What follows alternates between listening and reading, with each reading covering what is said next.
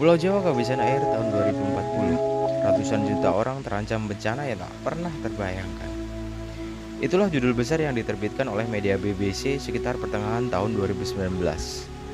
Menurut laporan dari penelitian resmi pemerintah melalui Lembaga Ilmu Pengetahuan Indonesia atau LIPI, hal tersebut pula yang menjadi salah satu alasan pemindahan ibu kota negara ke Kalimantan. Beberapa faktor yang memungkinkan hal tersebut akan benar terjadi antara lain adalah jumlah pertumbuhan penduduk yang kian tak terkendali, pengalih fungsian lahan, eksplorasi alam yang berlebih, dan efek perubahan iklim.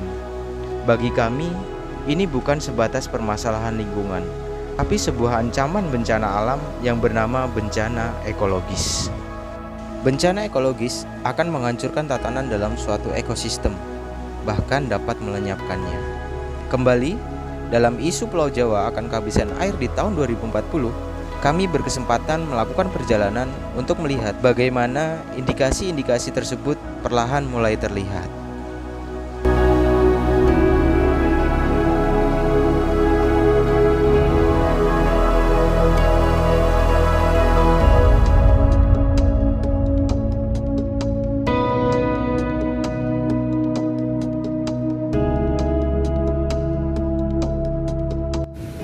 Terletak di Kecamatan Kelari, Kabupaten Karawang, Provinsi Jawa Barat. Dibangun di era pemerintahan Presiden Soekarno, yaitu sekitar tahun 1963, dan merupakan satu kesatuan fungsi dengan Waduk Jatiluhur, yaitu waduk terbesar di Indonesia. Inilah Bendung Curug Kelari. Bendungan Curug membagi aliran Sungai Citarum dari Waduk Jatiluhur menjadi dua. Sebelah timur dinamakan saluran irigasi Tarum Timur dan sebelah barat dinamakan saluran irigasi Tarum Barat.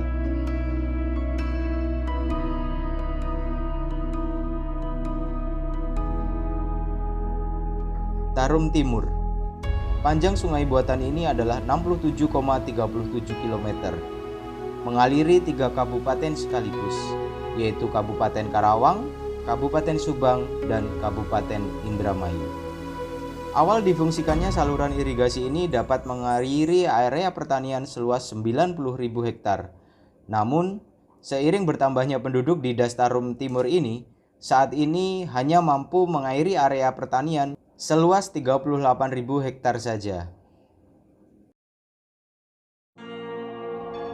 Lanjut ke sisi sebelah barat Bendung Curug. Inilah titik 0 km saluran fungsi Tarum Barat yang oleh masyarakat Karawang, Bekasi, hingga Jakarta lebih dikenal dengan sebutan Kalimalang. Sungai buatan ini mengaliri sejauh 70 km ke arah barat, membelah Kabupaten Karawang, Kabupaten Bekasi, Kota Bekasi, dan DKI Jakarta. Saluran ini awalnya didesain untuk mengairi area sawah seluas 56.000 hektar atau 70% untuk pertanian dan 30% untuk kebutuhan air bersih. Namun saat ini kebalikannya, 70% untuk kebutuhan air bersih sedangkan 30% untuk area pertanian, seiring makin pesatnya pertumbuhan penduduk dan aktivitas ekonomi di Das Tarum Barat ini. Desain awal dari Tarum Barat ini selain mendapat pasokan utama dari Sungai Citarum, tetapi juga mendapatkan suplai tambahan dari Kali Cibeet, Kali Cikarang, dan Kali Bekasi.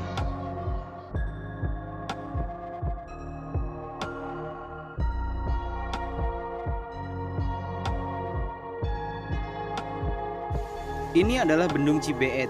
Video kami rekam sekitar awal Januari 2021. Bulan yang seharusnya musim hujan dan air melimpah. Tapi nyatanya debit air di bendungan ini cukup memprihatinkan.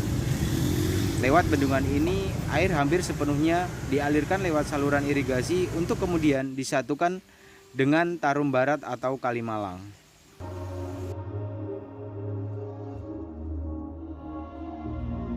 Dulu, petani di das irigasi Cibeet ini mampu 3 kali panen dalam setahun. Tapi naas, saat ini hanya 1 kali saja. Indikasi ini menandakan bahwa debit air tahunan dari Sungai Cibeet sudah mulai sangat berkurang.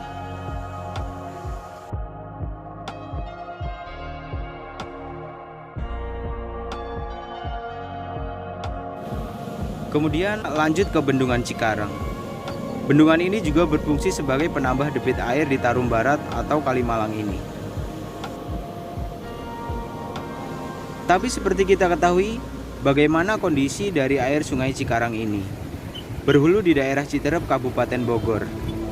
Kondisinya sudah rusak oleh penambangan karst atau batu kapur yang sudah berlangsung selama puluhan tahun.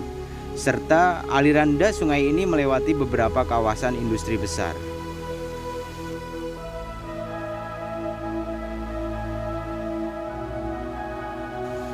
Hal tersebut tentu akan sangat mempengaruhi kualitas dari air di irigasi Tarum Barat ini.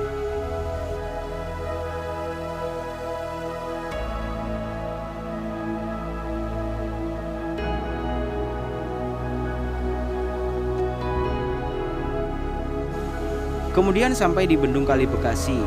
Semenjak difungsikan Sipon Kalimalang pada tahun 2014 di bendungan ini, praktis saluran Tarum Barat atau Kalimalang sudah tidak mendapatkan suplai dari Kali Bekasi. Salah satu alasan dari pembuatan Sipon atau yang fungsinya agar air dari Kalimalang tidak tercampur dengan Kali Bekasi, yaitu kondisi air di Kali Bekasi yang sudah tercemar oleh limbah beracun dari pabrik dan juga rumah tangga.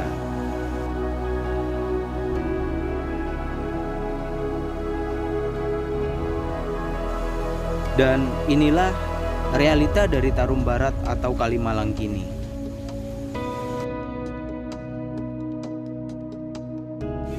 Bersumber dari salah satu sungai paling tercemar di dunia, yakni Citarum, dibantu aliran Sungai Cibeet yang sudah mulai dan akan terus menyusut debit airnya, dan ditopang oleh sungai yang sudah tercemar oleh limbah berbahaya, yaitu Kali Cikarang. Namun, harus menghidupi sekitar 80% dari 7 juta warga Bekasi dan 10 juta warga Jakarta. Angka tersebut belum termasuk akan kebutuhan air oleh ribuan pabrik di kawasan industri terbesar di Asia Tenggara, yakni kebetulan berada di das Tarum Barat ini. Dan tentunya ada tugas mulia dari waduk ini, harus menjaga wasiat dari si para pembuat bendungan ini, yakni sebagai pemenuhan kebutuhan air untuk ribuan hektar persawahan di Bekasi, Karawang, Subang hingga Indramayu, yang saat ini berada di tengah ancaman penggusuran oleh kebutuhan pemukiman dan masifnya perluasan kawasan industri dan bisnis.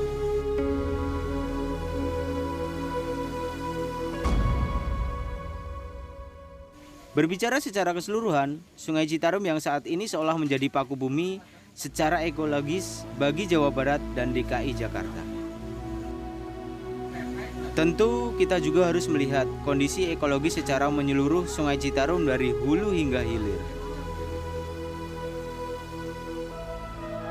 Mengutip dari laman citarum.org, berdasarkan data laju pertumbuhan penduduk di das Citarum dari tahun 2007 hingga 2012, diprediksi bahwa jumlah penduduk di das Citarum pada tahun 2040 adalah sebesar 30 juta jiwa.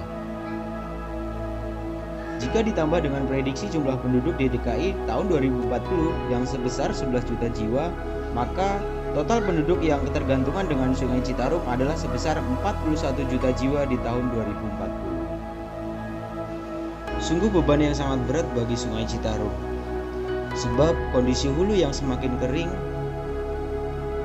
dan curah hujan yang terus turun 3% tiap tahun karena perubahan iklim.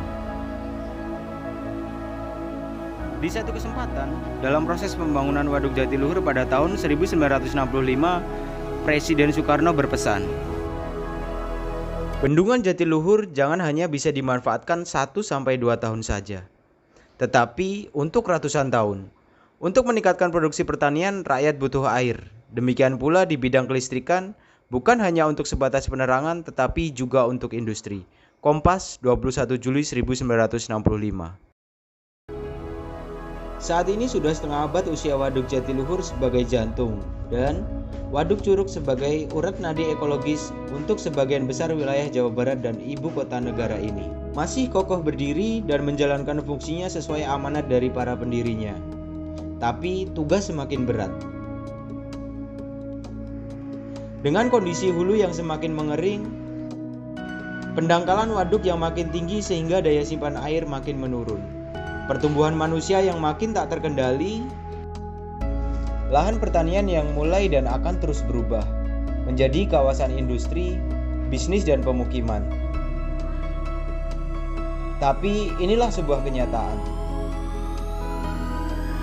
Resiko dari pertumbuhan, resiko dari kebutuhan akan hidup dan bertahan.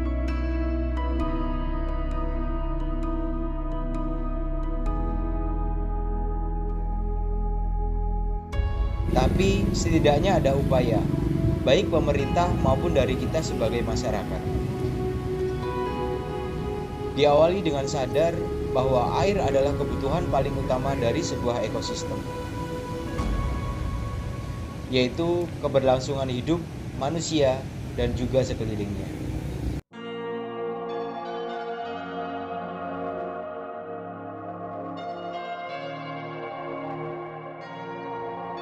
Semoga cita-cita Bung Karno yang ingin menjadikan Waduk Jatiluhur dan juga Bendung Curug sebagai penjaga ekosistem manusia dengan alam di wilayah Jawa Barat dan juga DKI Jakarta selama ratusan tahun dapat benar-benar terwujud.